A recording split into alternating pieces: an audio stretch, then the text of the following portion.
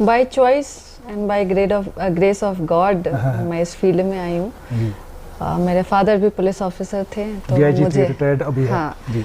तो मुझे वर्दी से बहुत ज़्यादा प्यार था, तो आई थैंक माय स्टार्स कि मुझे मौका मिला ये वर्दी पहनने का।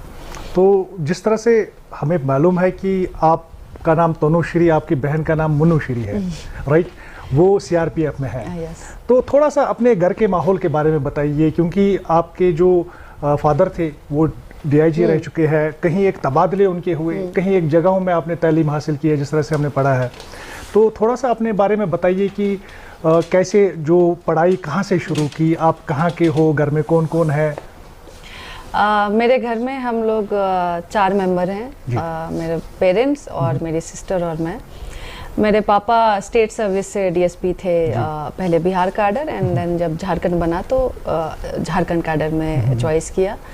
तो जैसा आपने बोला है कि ये पुलिस वाली जॉब तो काफ़ी ज़्यादा ट्रांसफ़र वाली होती है, तो हाँ मैंने टिल 10th क्लास तक तो हमने बहुत सारे स्कूल चेंज किए, उसका तो मुझे अब याद भी नहीं है मैंने कितने स्कूल चेंज किए, और CBSE board, ICSE board, even हमने स्टेट बोर्ड से भी एक बार पढ़ाई की थी। तो बचपन में बहुत उतार चढ़ाव देखा हमने पढ़ाई के टाइम पे, लेकिन जैसा कि घर पे माहौल था, पढ़ाई को सबसे ज़्यादा इम्पोर्टेंस दी गई थी, और साथ में को करिकुलर एक्टिविटीज़ को भी बहुत ज़्यादा प्रमोट करते थे मेरे घर पे। तो जब 9th 10th 11th 12th का टाइम आया जब कि पढ़ाई को बहुत सीरियसली लेना चाहिए, तो मेरी मदर ने हम लोग के लिए बहुत बड़ा सैक्रिफाइस किया। हम लोग घर से हट के फिर एक जगह पे स्टेशन होके मेरी सिस्टर और मेरे को पढ़ाने के लिए मदर फादर अलग होकर के हम लोग रहे, ताकि वो ट्रांसफर्स हमें अफेक्ट ना कर पाए, पढ़ाई पर अफेक्ट ना हो। हाँ बिल्कुल। तो ये बताइए कि ज़्यादा श्रेय किसको जाता है, क्योंकि आप जिस मुकाम पर अभी है, क्या आप ये क्रेडिट अपने फादर को देना चाहते हैं, क्योंकि बहन ने भी काफ़ी ज़्यादा कंट्रीब्यूट आपकी तालीम में किया है, तो उसको जाता है या अपनी माता श्री को देंगे? मैं तीनों का कंट्रीब्यूशन बोलूँगी। ऑब्वियसली मदर का ज़्यादा कंट्रीब्यूशन रहता है, क्योंकि वो घर पे रहते हैं, घर का माहौल ज़्यादा, मेरी मम्मी हाउसवाइफ थी, तो घर का माहौल तो ज़्यादातर मदर से ही अफेक्ट हुआ।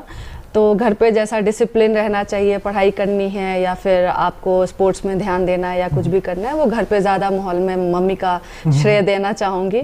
और मेरे इस करियर में मेरी सिस्टर का भी बहुत ऐसा था, आफ्टर माय फादर ऑब्वियसली, क्योंकि वर्दी का प्यार हम लोग दोनों को तो पापा से ही मिला था, बट ऑलवेज आप सोचते ना आपके बड़े भाई बहन क्या कर रहे हैं, तो आप भी पीछे पीछे फॉलो करते हो।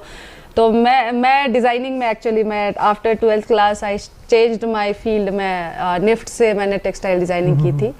तो उसके बाद मुझे भी नहीं था कि मैं शायद इस फील्ड में वापस आऊँगी, और मेरी सिस्टर का जो जज्बा था कि उसको वर्दी चाहिए थी या फिर सिविल सर्विसेज में जाना था, तो मुझे भी वो थोड़ा ज़्यादा अफेक्ट किया।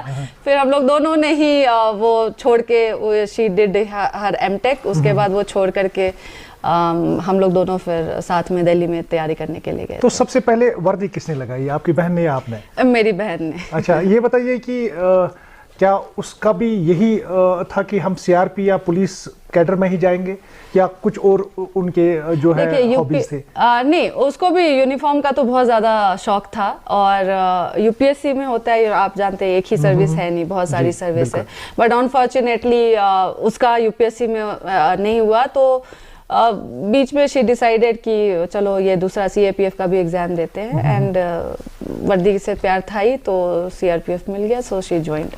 शादी कब हुई आपकी? मेरी शादी यूपीएससी के एग्जाम से पहले ही हुई थी। I got married in 2016। Okay. तो आपके हस्बैंड क्या करते हैं?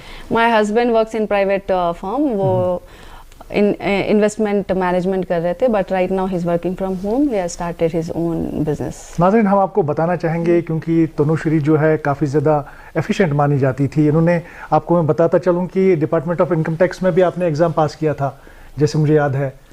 ये एक्चुअली इसी एग्जाम से हुआ था, यूपीएससी वाले एग्जाम से ही हुआ था, एंड देन आई गॉट। तो उसके बाद आपने ये चुना, ये फील्ड।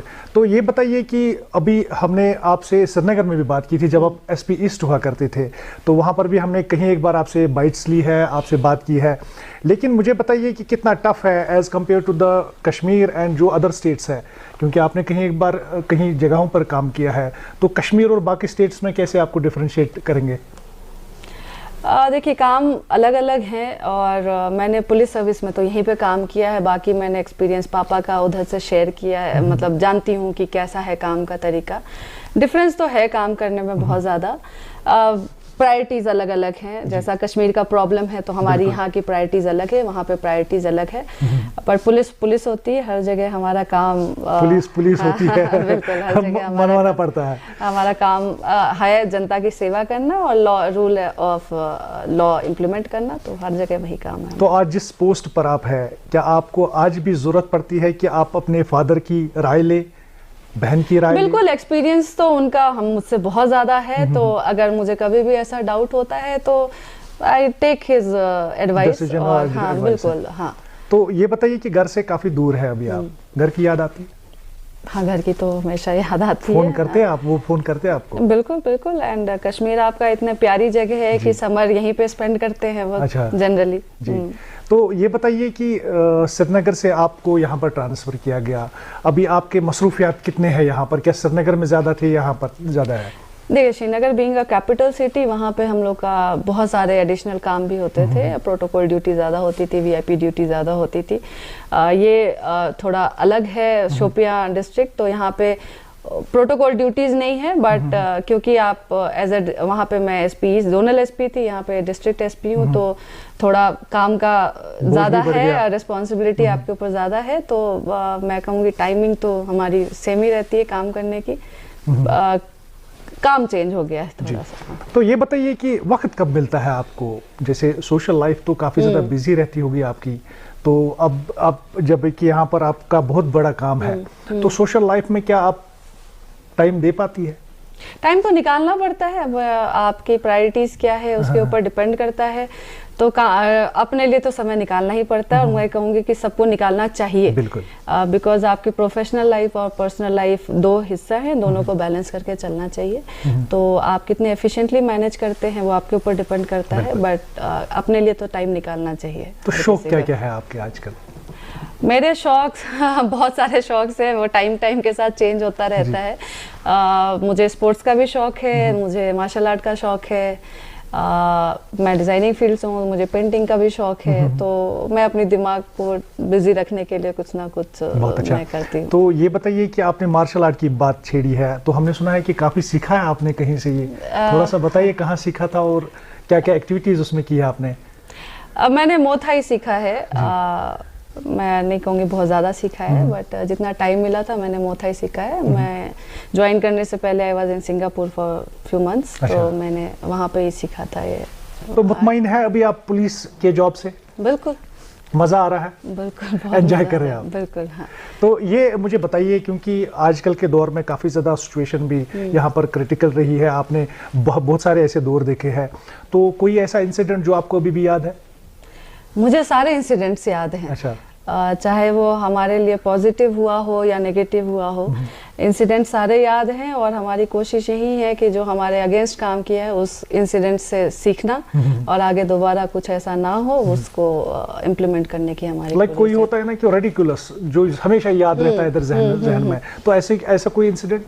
ऐसे हैं बहुत, बट एक दो नाज़रीन हमारे सुनने चाहिए। ये प्लेटफॉर्म तो है, ऐसे बहुत सारे इंसिडेंट्स कभी इतनी खुशी मिली है कि जो आपने काम किया उसमें आपको ज़्यादा खुशी मिली हो, ऐसा कोई काम हमारे नाज़रीन को बताएंगे? हाँ, ऐसा तो मिलता है। मुझे आजकल थोड़ा सेटिस्फैक्शन मिलता है कि पब्लिक हमारे ऊपर इतना ज़्यादा भरोसा कर रही है कि उनको छोटी से छोटी कोई भी प्रॉब्लम हो, आजकल मतलब वी आर हैप्पी कि हम लोग इस प्लेटफॉर्म तक पहुंच पाए हैं कि बच्चियां अगर घर में प्रॉब्लम हो कुछ पेरेंट्स के साथ, वो भी खुला आती हैं हमारे पास बताने के लिए कि उनको ये प्रॉब्लम हो रही है, पेरेंट्स ध्यान नहीं दे रहे हैं।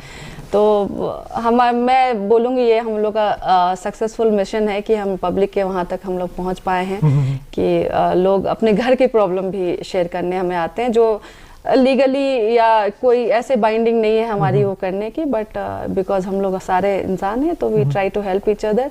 और बहुत यंग टीनेज लड़कियां भी आती हैं अपनी प्रॉब्लम बताने के लिए, तो सॉर्ट आउट उनके प्रॉब्लम्स हो जाते हैं फिर? कोशिश तो हम लोग पूरी करते हैं, अब जितना हम लोग कर सके काउंसलिंग करके या कुछ। तो यहाँ पर साउथ कश्मीर में आमतौर से हमने देखा है कि बताया जाता है कि क्राइम काफ़ी ज़्यादा है यहाँ पर, तो उस पर कितना कंट्रोल आप कर पाए हैं अभी तक? क्राइम मैं बोलूँगी अभी हम लोग का ये ड्रग्स का प्रॉब्लम चल रहा था, तो हम लोग उसमें पूरे फोकस के साथ लगे हुए हैं कि जितने भी ड्रग पेडलर्स हैं, चाहे वो छोटे हो या बड़े हो, वो बिहाइंड बार्स जाए और यहाँ पे वो चीज़ें ड्रग्स का कोई खुला यहाँ पे कर ना पाए कारोबार।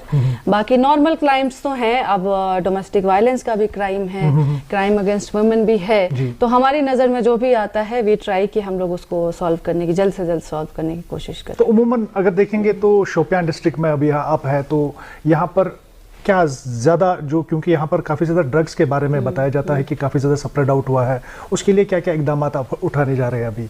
हम लोग इसमें यही कर रहे हैं कि आइडेंटिफाई कर रहे हैं कौन कौन इसमें है, चाहे वो छोटे पेडलर हो या फिर होलसेलर्स जो प्रोवाइड कर रहे हैं, उनको पकड़ने के पीछे हमारी पूरी की पूरी फोर्स लगी हुई है। We will also target their property, जो भी इलीगल तरीके से प्रॉपर्टी जमा की गई है उसको हम लोग कोशिश करेंगे सीज करने की, ताकि सोसाइटी पे भी उसका फर्क पड़े। और हम लोग स्टूडेंट से, टीनेजर से, कॉलेज वाले बच्चों से ये बताते हैं कि कैसे ना करें वो ड्रग्स, उनके लिए कितना खतरनाक है। और पब्लिक से हमारी पूरी इसमें रहती है जोर कि वो हमें बताए, उनको अगर आइडिया है कि कौन कर रहा है उनके लोकेलिटी में, तो वो हमें बताए, तो इस पे हम लोग एक्शन करते हैं। तो ये पिछली बार भी हमने देखा था कि आपने काफ़ी पार्टिसिपेशंस किए थे स्कूल इवेंट्स में, जिसमें आपने इस पर रोशनी भी डाली थी। क्या आप अभी भी इस तरह के फंक्शंस, क्योंकि अभी स्कूलिंग बंद है, स्कूलिंग बंद है, तो ऐसे कोई प्रोग्राम्स अभी आपके चल रहे हैं, जैसे काउंसलिंग टाइप प्रोग्राम? बिल्कुल हम लोग करने की कोशिश कर रहे हैं, और मार्च से स्कूल वापस खुलेगा तो विल ट्राई कि हम लोग हर स्कूल कॉलेज में जा पाए, जो मैं लास्ट ईयर नहीं हम लोग कर पाए थे। बट हमारी यही टारगेट रहेगी कि हर स्कूल कॉलेज में जाके यंगस्टर्स को ये अवेयर कराया जाए कि ड्रग्स का कितना ज़्यादा गलत इफेक्ट होता है इंसान के ऊपर। तो यंगस्टर्स के ऊपर पूरा टारगेट है हमारा कि उनको बचाया जाए इस तरीके से। तो फिर से आएंगे थोड़ा सा आपके घर की तरफ, क्योंकि यहाँ पर क्या दौड़ रहती है बहनों में, नहीं मैं ही आगे निकल जाऊंगी, नहीं वो मेरी बहन आगे निकल जाएगी, क्या इस तरह का कोई कंपटीशन? नहीं, बिल्कुल नहीं, हम लोग का हेल्दी कंपटीशन है और ऐसा कुछ नहीं रहता है। बिकॉज अब तो खैर फिर अलग अलग ही है सीआरपीएफ और पुलिस में, तो ऐसा कुछ नहीं है, we always support each other. अच्छा, तो ऐसा तो मुलाकात कब होती है आप सब घर वालों की? क्योंकि ज्यादातर तो वो किसी जगह, आप किसी जगह, माँ बाप किसी जगह, ज्यादातर यहीं पे होती है मुलाकात, कश्मीर में ही होती है, फेस्टिवल्स में ही होती है। हाँ, कश्मीर में ही होती है ज्यादातर मुलाकात, क्योंकि मेरे फादर रिटायर हो गए हैं, तो हम लोग कोशिश यही रहती है कि समर यहीं पे गुजरता है उनका, तभी सिस्टर को भी बुलाती हूँ यहाँ पे, एंड देन जितनी उसको छुट्टी मिल पाए फैमिली। चलिए, आप दिन दुगनी रात चुगनी मेहनत करें, तरक्की करें, ये हमारी दुआ है। तो ये यंग पुलिस ऑफिसर आईपीएस थी जो तनुश्री है,